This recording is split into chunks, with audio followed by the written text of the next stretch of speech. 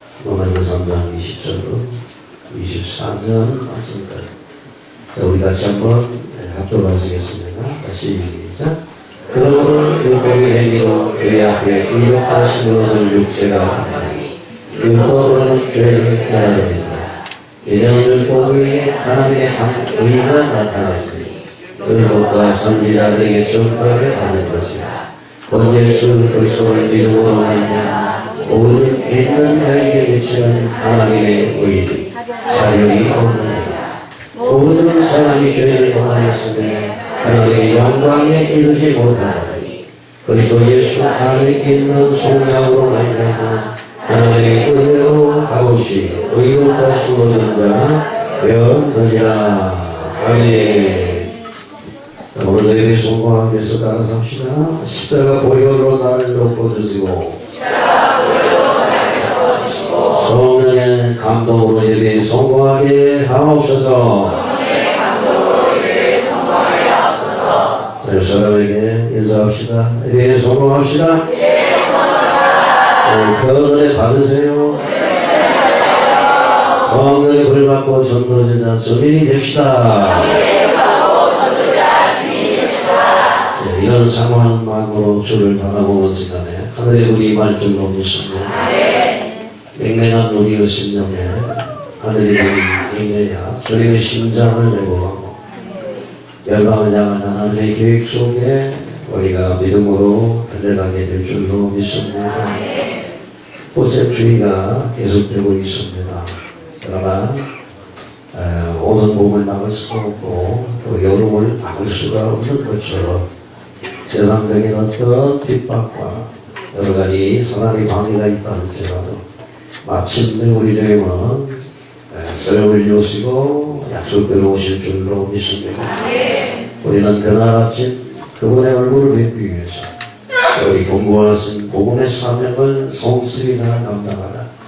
주 앞에서는 다 칭찬듣는 교회요 우리 성도가 될 수 있기를 소망합니다. 사실 지난 시간 이어서 인간의 근본 문제가 무엇이다. 지난 시간에는 하나님을 떠나버린 문제가 인간의 모든 문제의 시발점이요 근본 문제다.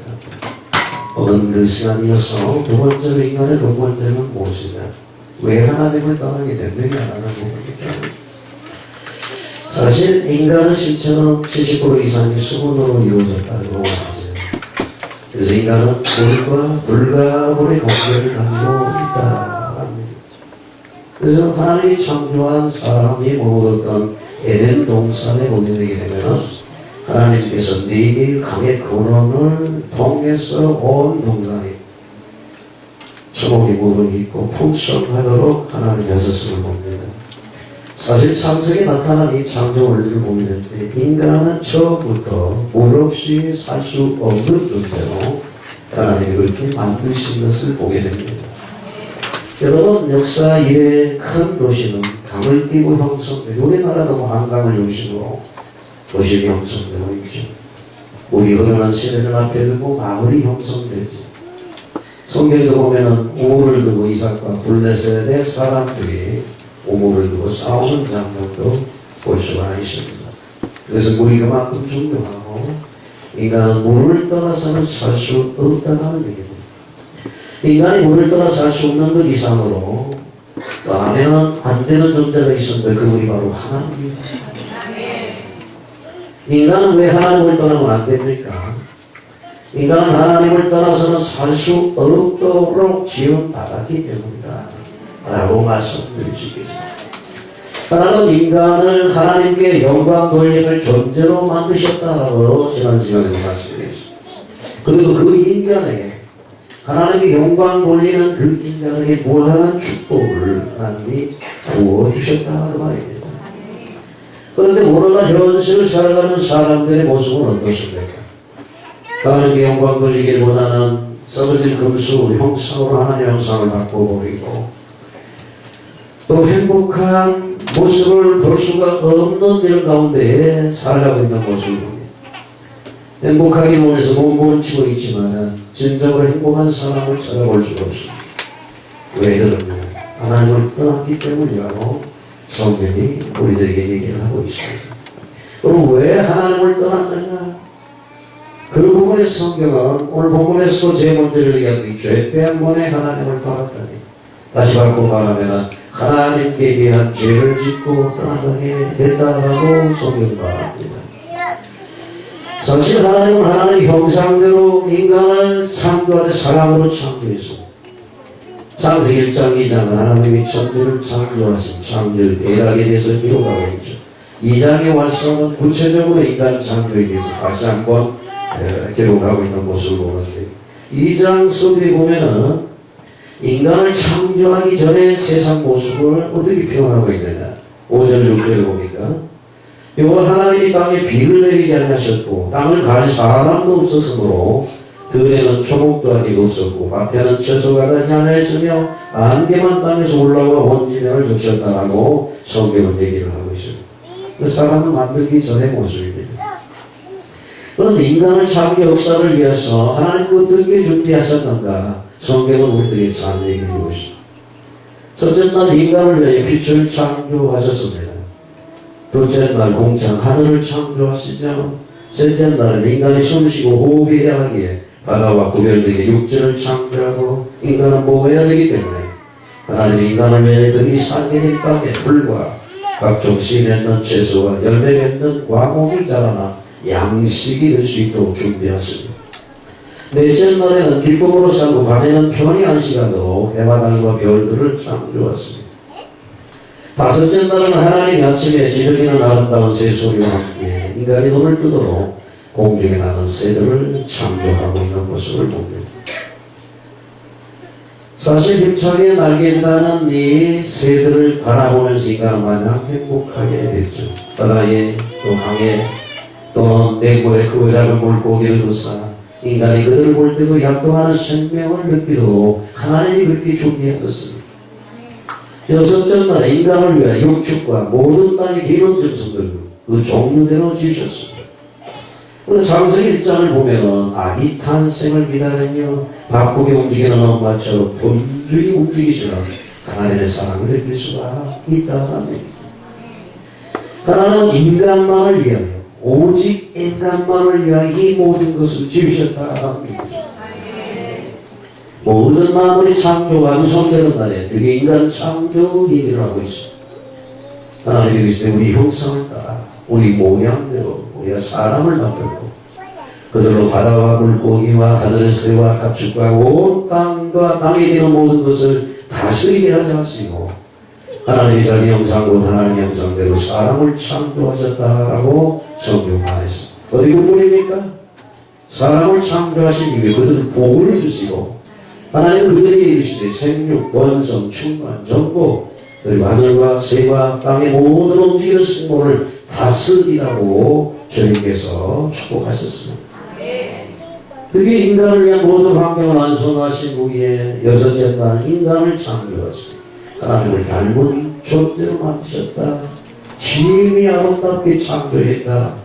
그렇게 말씀하고 있습니다. 여러분 옆사람 한번 보세요. 하나님 모습이 심히 아름다운 존재. 아름답지 않습니까? 사람은 내 몸을 보기 때문에 너는 미인, 너는 추녀 이렇게 구분을 하지만 하나님은 당신 형상을 담은 최고의 걸작품으로 창조하신 줄 믿으시기를 바랍니다. 그래서 여러분들이 하나님 안에서 자정체성을 회복하게 되어집니다. 그 지분을 휘틀지 않아도 되고 돌을 높이지 않아도 돼. 여러분들 하나님 안에 있는 자정체성을 회복할 수 있고 하나님이 나를 보실 때 최고 걸작품으로 만드셨다는 사실을 믿으시고 하나님의 축복을 마음껏 누리고 산다고 한다면 많은 사람들이 여러분들을 부러워하냐 그러한 존재로 하나님이 세우실 줄로 믿습니다. 그런데 이렇게 축복받은 사람이 범죄하게 하나님을 떠나고 있습니다. 창세기 2장 17절에 선악을 알게 하는 나무 열매는 먹지 말라. 네가 먹는 날에는 정녕 반드시 죽으리라고 하셨는데 이 약속이 바로 인간과 하나님 간의 생명과 축복에 대한 약속이었습니다. 다시 바꿔 말하면 이 약속을 깨뜨린다고 한다면 생명도 축복도 그냥 무너지게 된다는 얘기였습니다. 그런데 사랑은 네가 그것을 먹으면 눈이 밝아져서 너도 하나님처럼 될 거야 라고 꾸르기고 말미암아 아담과 하와가 그 미혹에 빠지게 됐다. 아담과 하와가 점점 생각이 달라지게 먹으면 점점 죽는다 그랬는데 정말 먹으면 죽을까? 이렇게 생각이 점점 나쁜 쪽으로 발전하게 되죠. 처음에는 먹으면 점점 죽으리라는 생각이 그를 아마 지배했을 것입니다. 근데 하나님의 생각이 마귀 생각으로 바뀌는 순간에 그런 불순종의 죄를 짓고 하나님을 떠나가게 됐습니다. 그러면 원수가 우리들의 생각을 차고 들어와서 하나님 앞에 죄를 짓고 하나님과 분리된 상황을 만들게 만듭니다. 우리가 잘 아는 대로 예수의 12 제자를 부르셨습니다. 그 중에 하나는 가룟유다였죠. 가룟유다 생각 속에 마귀가 어떻게 해요? 잘못된 생각을 불어넣기시다. 이분이 뭐하냐? 메시아 그리스도로 받을까?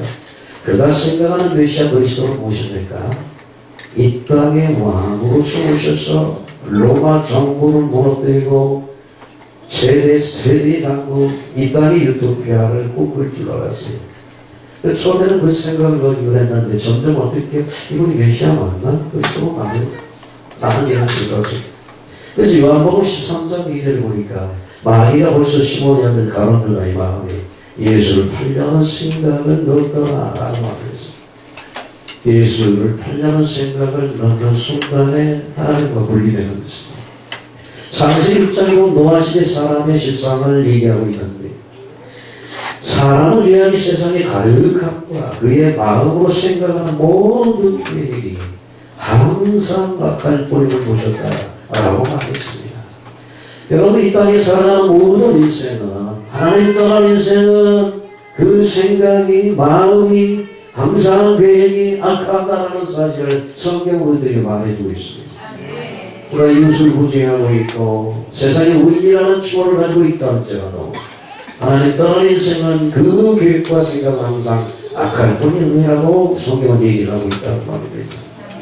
그러므로 우리는 어떻게 해요? 성령을 통해서 우리의 생각과 마음을 인도받아야 될 줄로 믿습니다. 어쨌거나 저희가 아담과 하와가 뱀의 유혹을 받아 넘어진 결과 인간은 하나님과 분리되는 죽음을 맛보아야 되겠습니다. 여러분 하나님은 죄하고는 상관이 없는 분입니다. 죄를 전혀 용납할 수 없는 분입니다. 죄와 하나님 공조할 수가 없다는 말입니다. 죄가 하나님과 인간 사이를 갈라놓을 수밖에 없었다는 얘기예요. 하나님은 죄를 함께 가져갈 수 없는 분이에요. 하나님을 떠난 것이 왜 이렇게 큰 문제냐라고 묻는 분이 계시겠죠. 그렇습니다. 하나님을 전제로 생명과 축복을 약속하셨다라는 부분을 여러분들이 꼭 마음에 두시기를 바랍니다. 만약 인간이 공기와 분리된다고 한다면 공기 없는 곳에 살게 된다면 어떻게 되겠습니까? 만약에 우리 인간이 물이 없는 곳에 살게 된다고 하면 어떻게 되겠습니까? 미리 몸주스 공기 없는 곳에서 한번 10분 이상을 합니까? 공기 없는 곳에 우리 인간은 살 수 없고 죽습니다. 물이 없는 곳에서 우리 인간은 살 수 없고 죽습니다. 왜요? 왜 죽습니까? 하나님이 그렇게 살도록 만드셨기 때문에 그렇습니다. 여러분 애굽을 나온 이스라엘 백성들은 광야로 나오자 물이 없음으로 말미암아 하나님을 원망하고 모세를 원망합니다. 여러분 끝없이 물이 없는 사막을 한번 헤매보시기 바랍니다. 우리가 출애굽 여정을 성지순례로 가면 딱 좋은데 요즘 애굽에서부터 출발하는 여정이 막혀 있어서 그 가도 끝이 없는 광야를 한번 차를 타고 질주해 보세요. 그러면서 한번 여기서 여러분들이 물 없는 사막에서 헤매고 있다고 한번 생각해 보세요. 그 고통은 너무나 견딜 수가 없을 것입니다. 그러나 기억할 것은 물을 주시니까 하나님이시요 햇빛과 공기를 만드시니까 하나님을 망각한 불신 안에서 나오는 원망이요 불평이었다는 얘기죠. 그래서 물을 떠난 고기가 죽는 것처럼 하나님을 떠난 인간도 죽게 된다는 사실을 우리가 깨달아야 됩니다. 우리 인간은 하나님의 풍성한 사랑 속에서 상대되었습니다.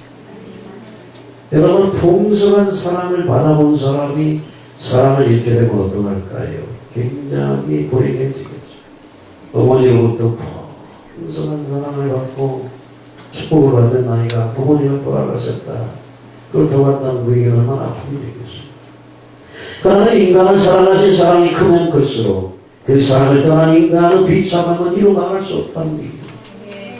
하나님이 주신 축복이 크면 클수록 그 하나님을 떠남으로 찾아온 불행은 끔찍할 수밖에 없었다는 얘기죠.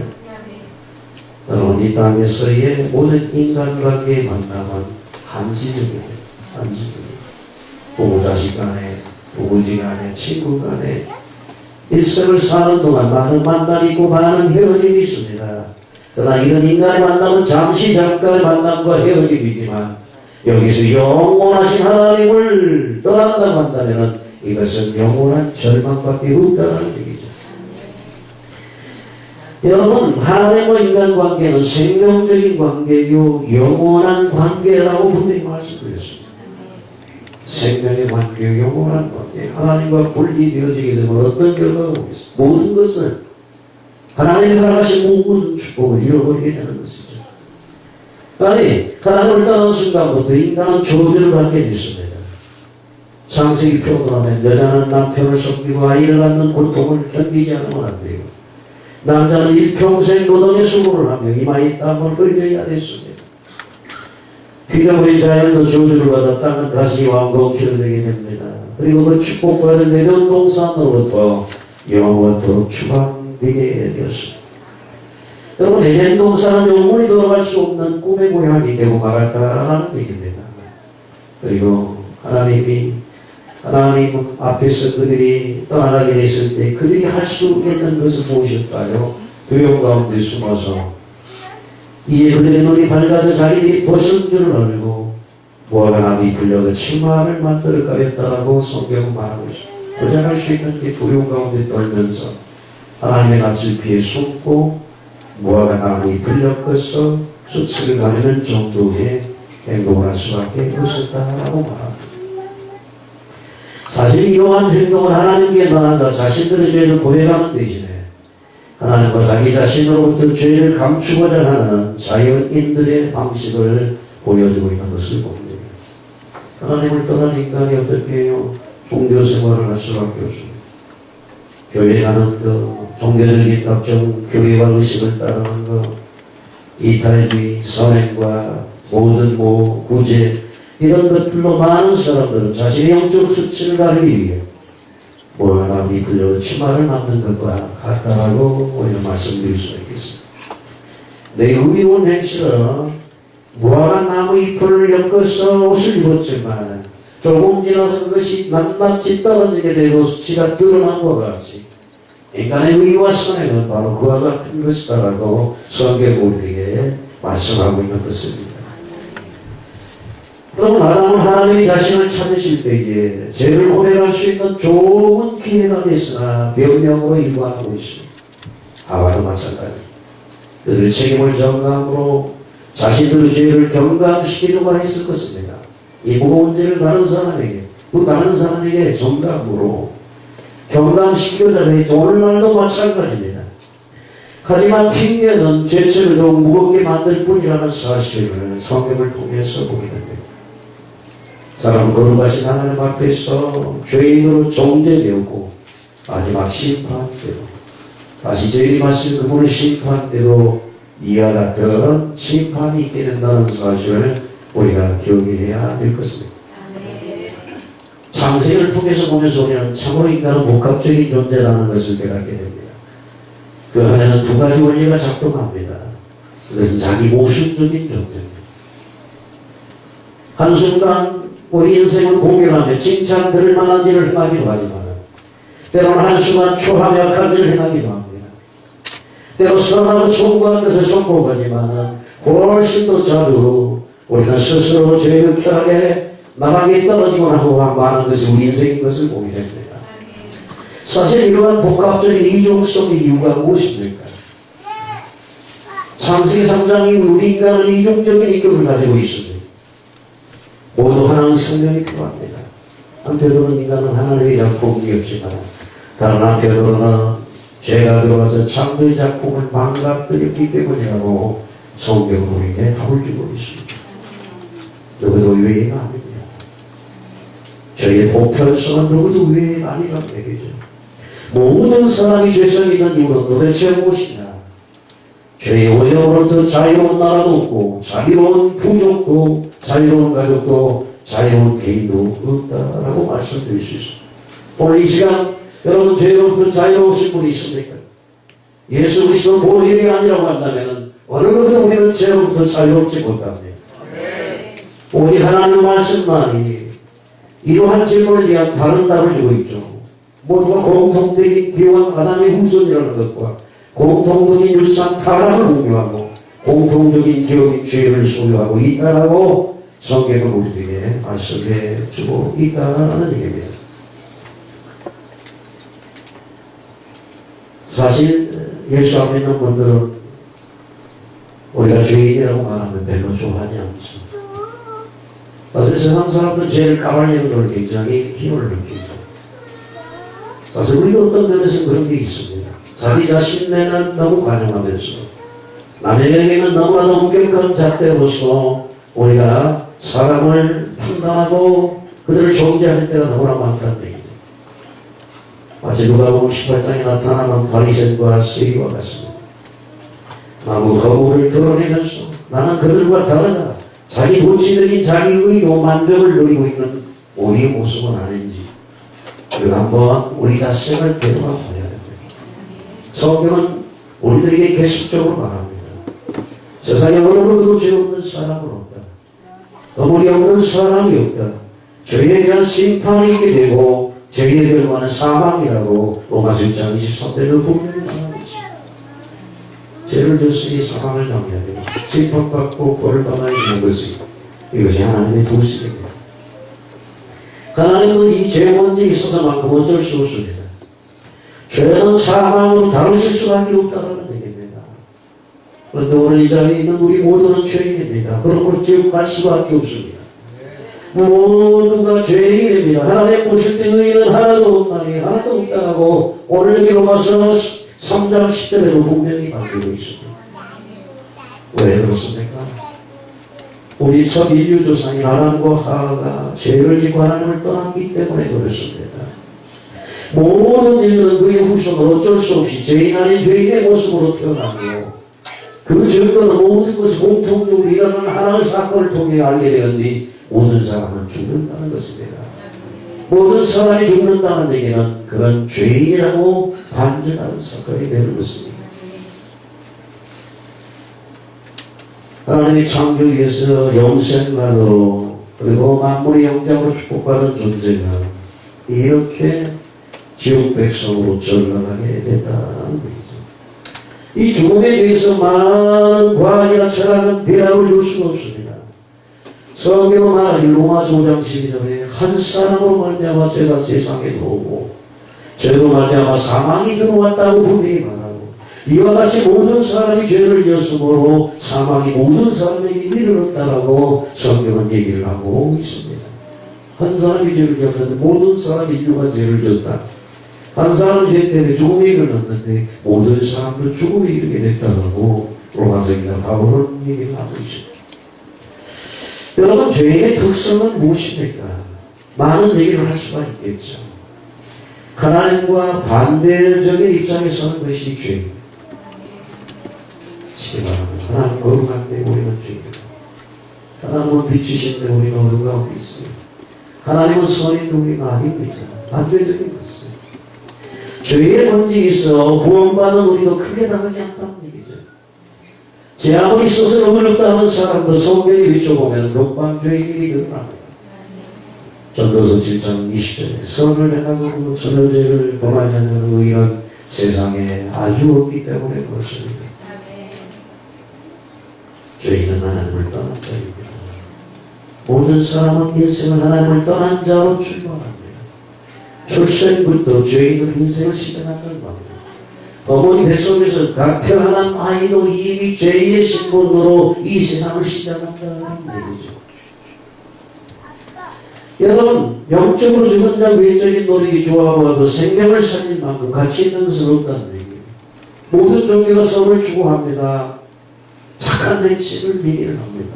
그러나 외적인 노력이 좋아 보여도 죽은 생명을 살 수가 없다. 그래서 하나님께서 이 절망에 처해 있는 우리 인생들을 보고 불쌍히 여기셨습니다. 사실 우리는 어떻습니까? 죄가 드러나고 가발라지고 해서 어떤 면에서는 그것을 기뻐할 수 있습니다. 그러나 하나님은 그 죄가 드러나는 모습을 기뻐하시기보다는 안타까워하시고 불쌍히 여기시고 그 죄를 용서하기를 원하시는 하나님이 우리를 찾아오셔서 우리에게 여시겠습니다. 로마서 5장 8절에 우리가 아직 죄인이었습니다. 하나님을 떠나 있을 때 그리스도께서 우리를 위하여 죽으심으로 하나님께서 우리에 대한 자기의 사랑을 확증하셨습니다. 내가 너희를 사랑한다. 너희들의 죄 짓는 것을 내가 불쌍히 여기고 공의히 여기고 있어서 내가 너를 죄를 용서하고 하나님 만나는 축복을 주기 위해서 하늘을 보냈다. 이것이 하나님 아버지의 사랑이고 이 사랑이 십자가에서 절정을 이루게 되는 모습을 우리가 성경을 보면서 보고 있습니다. 마가복음 10장 45절 예수님이 이 세상에 오신 것은 섬기려 하지 않냐고 자기 목숨을 많은 사람의 대속물로 주기 위해서 오셨다라고 성경 말했습니다. 오늘 시간 우리가 이 성경이 말하는 말씀을 마음에 새겨야 됩니다. 모든 인간은 다 죄인입니다. 아담과 하와는 범죄하며 하나님을 미워하여 동산나무 뒤편에 숨어버렸습니다. 여러분, 죄는 숨긴다고 없어지지 않습니다. 죄를 죄 아니라고 우긴다고 해서 해결되지도 않습니다. 죄는 숨길 수 없습니다. 죄는 숨지 말아야 됩니다. 하나님의 사랑은 죄의 기운이니까 숨어버리니까 이 범죄하는 인간을 포기하지 않으시고 찾아오셔서 그 죄를 내놓아 내가 너를 위해서 감당하고 해결책을 주겠노라 십자가를 통해서 속죄의 구원을 주신 줄로 믿습니다. 이것이 하나님의 사랑이요 이것이 복음이라고 하는 것입니다. 내가 너로 여자의 원수가 되게 하고 너의 후손도 여자의 후손도 원수가 되게 하리라. 주님이 범죄한 우리 인생에게 최초의 복음의 길을 여신 이 언약의 약속의 말씀을 하셨는데 여기 여자의 후손은 예수 그리스도십니다. 우리가 잘 알고 있습니다. 그가 이 세상에 오신 것은 죄 문제에 관하여 지옥 갈 수밖에 없는 인간의 절망적인 상황이 있다는 것을 아시고 자신을 통해서 구원받게 하기 위해서 이 땅에 약속대로 오신 하나님이십니다. 그래서 로마서 2장 10장 13절 누구든지 죄가 많든지 적든지 남녀노유 신분을 막론하고 주의 이름을 부르는 자는 구원을 얻으리라. 성경이 그렇게 말을 했습니다. 그래서 예수님이 오셨을 때 내가 주의 이름을 인정할 때에 구원의 길이 열리는 줄 믿습니다. 사람이 죄인이 될 때에 십자가가 되는 것입니다. 여러분, 천국은 여러분 제가 말씀드렸지만 죄 없는 사람이 가는 것이 아닙니다. 죄 없는 자는 하나도 없기 때문에 만일 죄 안 지은 사람이 천국을 간다고 한다면 이 땅에서 천국 갈 수 있는 인생은 아무도 없다는 얘기죠. 천국은 죄를 해결받는 사람, 용서받는 사람이 그게 되는 것입니다. 그러면 우리의 죄와 그거를 합법적으로 용서한 길이 여신 것이 십자가요 예수 그리스도의 피의 비밀이라고 하는 것입니다. 성경이 비밀이라고 합니다.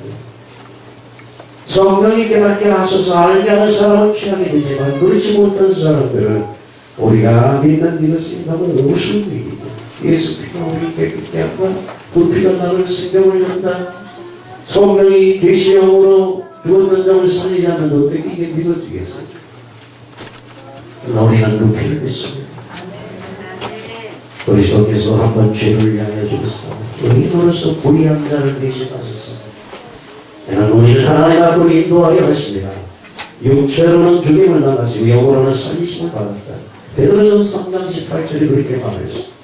예수님도 한번 우리의 죄를 위해서 죽어주시고 그런 죄가 없는 의인으로서 불의한 우리를 죄인된 우리를 대신해서 죽으심으로 우리를 하나님 앞에 인도하고 하나님의 자녀 삼는 축복을 허락하여 주신 줄로 믿습니다.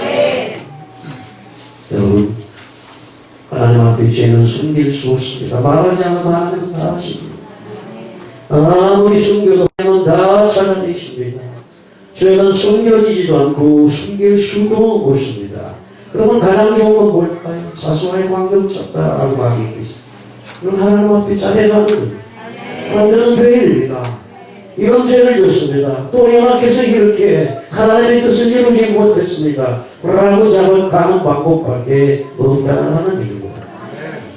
그 무한하신 용서의 하나님께서 네가 지은 죄를 용서하시고 또 용서하시고 자유를 주시고 기쁨을 주시고 해방을 주시고 하늘의 평안과 기쁨으로 채워주시는 줄로 믿습니다. 그럼 우리는 어떻게 해요? 강하게 도와야 됩니다. 죄나는 죄인입니다. 고백하고 무릎을 꿇어야 됩니다. 죄를 잡아가는 자는 죄임은 불쌍히 공의 여기십니다. 그리고 사랑으로 붙들어 주십니다. 그런데 죄 없는 것처럼 하는 것은 하나님을 거짓말쟁이로 만드는 것이고 우리는 바리새인처럼 이 시간은 서기관들과 같은 과를 다투하는 자들 될 수밖에 없다는 사실을 우리가 깨달아야 될 줄로 믿습니다. 바울이 그랬습니다. 나는 어디 없다.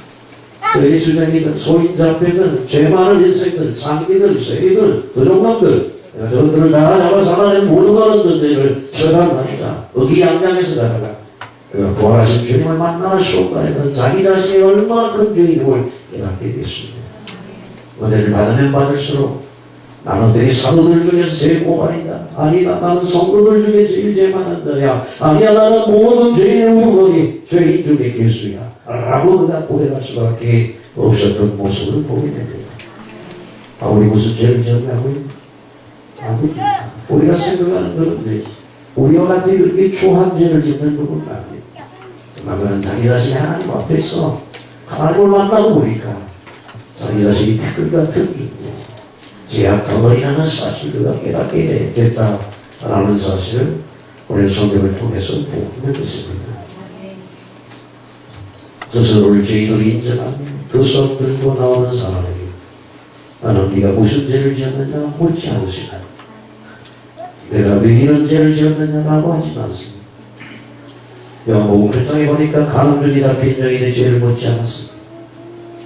저는 마지막 순간 십자가에 운명하기 직전이고 한편 강도의 죄를 지적하지 않으셨습니다. 묻지 않으시면 내가 너를 용서한다 말씀하셨습니다.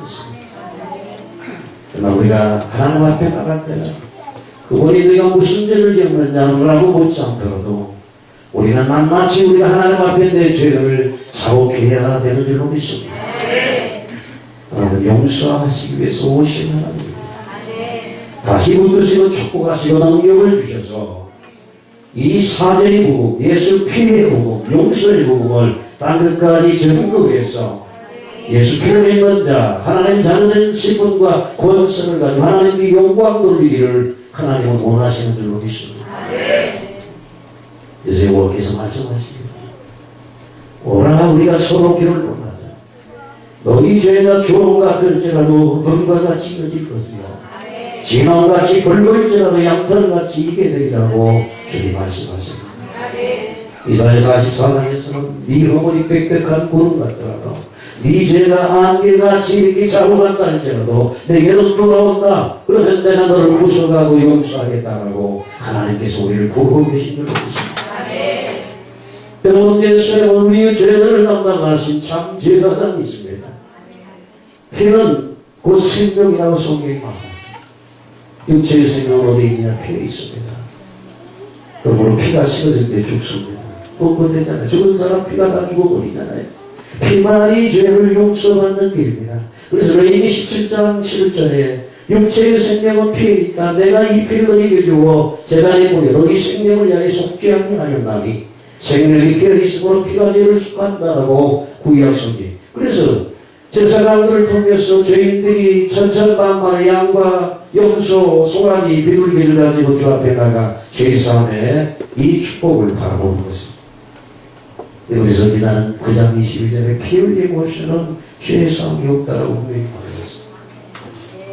어떤 피를 흘려야 될까요? 죄인의 피를 아무리 많이 흘려고 하냐 용서되지 않습니다. 죄 없으신 하나님의 피, 거룩하신 피, 이를 위해 사람과 하와에게 창세기 3장 15절에 구원의 약속을 주시고 그 방법으로 창세기 3장 21절에 짐승을 희생하여 가죽 옷을 지어 입혔던 하나님, 이 하나님의 사랑입니다. 구약 시대는 소와 양과 염소 비둘기를 잡아 제사하면서 이 생명의 양을 잊지 않도록 하셨다고. 또 죄를 짓습니다. 또 양다. 또 죄를 짓습니다. 또 남았어. 인간은 범죄함으로 생명을 잃어버렸으므로 잃어버린 생명을 회복하기 위해서 생명과 동등한 가치를 지는 피를 흘려서 죄의 싸움을 합당야만 되는 것입니다. 죄 없는 그 이런 피가 죄인을 위해 죽어줄 때에 비로소 죄인이 그 이처럼 살아날 수 있다 하는 얘기죠. 여러분, 구약의 하나님 앞에 드려진 수많은 피의 제사는 그 자체가 효용이 있는 것이 아닙니다. 예수 그리스도가 피 흘림으로 인간의 죄가 사함받게 된다는 창세 3장 15절의 언약을 결단코 절대로 잊게 하지 않는 데 목적이 있다는 것입니다. 그래서 피 자체가 사죄의 목적이 있는 게 아니라 앞으로 오시는 메시아의 어린 양 예수 그리스도 십자가 보혈의 언약을 잊지 않도록 하기 위해서 피를 흘리는 제사를 드리도록 하셨다고. 그리고 그 원의 약속을 갈보리에서 예수 그리스도께서 성취하셨습니다. 그 몸이 십자가의 갈보리에서 갈기갈기 찢기고 사함으로 인류의 죄의 대속의 길이 열리게 했습니다. 그러므로 그 피를 믿고 구원하는 우리에게는 이제 그리스도 예수 안에 있는 자이 결코 정죄함이 없다. 그리스도 예수 안에 있는 생명의 성령의 몸이 죄와 사망의 법에서 해방시켰다라고 분명히 성경은 얘기하고 있습니다. 예수는 우리 죄를 십자가에 담당하시고 용서하시고 영원한 우리의 대제사장이 되시는 것입니다. 대제사장 되신 예수님을 다음과 같이 성경은 기록하고 히브리서 4장 15절 이렇게 말합니다.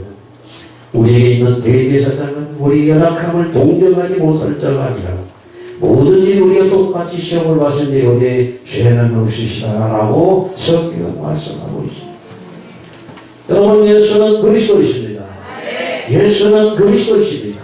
아니, 예수만이 그리스도이십니다. 우리 모든 죄를 십자가로 해결하신 제사장이십니다. 만약에 말씀을 따라 육신이 이 땅에 오신 하나님이십니다. 이좀 있으면 뭐 주팔 부처님 오신다 하는데 부처가 이 세상에 온 것과는 개인도 되는 것입니다. 저는 부처를 존경할 수 있습니다. 왜요? 저보다 더 거룩하고 숭고한 삶을 살았기 때문에. 그러나 그는 하나님은 아닙니다. 그도 자기 죄 때문에 죽게 됐다는 사실 우리는 인정해야 될 것입니다. 모든 사람이 죄 때문에 하나님 영광에 이르지 못한다. 천국 갈 수가 없습니다. 그러므로 이것은 죄인은 지옥 간다는 얘기입니다. 천국 가기 위해서 죄 용서가 되는데 그런데 인간은 불행하게도 하나님의 음성을 피하고 숨어버렸다고 성경 말하고 있습니다. 말씀을 정리하려고 합니다. 우리 인생의 근본 문제. 우리 인생의 근본 문제 때문에 이 땅이라는 총체적인 모든 문제가 일어나게 됐습니다. 그럼 근본 문제를 해결하지 않고 시간이 지날수록 문제는 더 커지게 되어 있습니다. 주님 오신 날이 가까워졌습니다. 총체적인 위기 속에 지금 우리는 살고 있는 말세지말의 선포입니다. 한치 앞을 내다볼 수 없는, 마치 요즘에 많은 그 미세먼지가 자욱해가지고 문제를 일으키게 됐습니다. 이게 빽빽한 구름처럼 어둠이 한차 볼 분간하기 어려운 때에 성령의 기름만이 등에 불을 밝힐 수 있다는 사실을 우리가 기억하셔야 됩니다. 어떻게 여러분 강함을 어떻게 나아가겠습니까? 목표. 성경은 우리 인생의 신앙을 등과 기록을 든 천문을 통해 말씀해 주고 있습니다. 깜깜한 세상에 등에 불을 밝히고 이 불빛을 보고 빛으로 나오는 자를 주님께 연결해서 그들도 우리와 똑같이 생명을 얻고 불을 밝히는 자로 이 땅에 연합해서 살아가기를 하나님이 원하시는데 내가 등만 잡고 기름이 달랑달랑 떨어져가는데 봄만 잡고 있는 거예요. 이게 종교생활이라고 하는 겁니다. 뭔가 갑자기 실망이 온다라고 외칠 때에 어떻게 낭패를 나가는 자는 사람 없겠 바랍니다. 범죄한 인간, 숨어버린 인간, 바로 나 자신을 위해서 이 땅에 찾아오신 하나님. 그걸 인격적으로 만나는 영접을 통해서 우리가 하나님의 자녀의 신분을 내보겠고, 이제는 우리에게 맡겨진 사명, 하나님이 주셨던 무한한 축복을 누리며 정가하기 위해서 그리스도 예수 그리스도 안에 하늘과 땅의 권세를 우리에게 주신 줄로 믿습니다. 그 정도가 성령을 부어주시고 있습니다.